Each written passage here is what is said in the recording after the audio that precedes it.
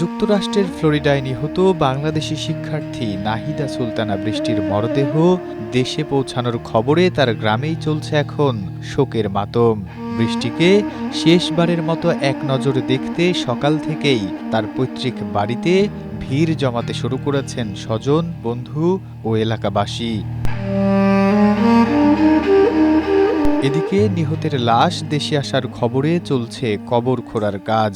শনিবার সকালে বৃষ্টির মরদেহ ঢাকার হজরত শাহজালাল আন্তর্জাতিক বিমানবন্দরে পৌঁছায়। সেখানে সকল কার্যক্রম শেষে দুপুরের দিকে অ্যাম্বুলেন্সে করে গ্রামের বাড়ির উদ্দেশ্যে রওনা হবে। সবকিছু ঠিক থাকলে দুপুর ৩টার মধ্যে মরদেহ বাড়িতে পৌঁছানোর কথা রয়েছে।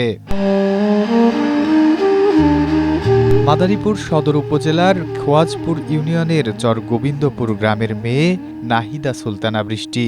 পরিবার জানায়, আসরের নামাজের পর সদর উপজেলার চর গোবিন্দপুর উচ্চ বিদ্যালয় মাঠে বৃষ্টির জানাজা হবে। জানাজা শেষে পারিবারিক কবরস্থানে তাকে দাফন করা হবে। Desk report, Asia post.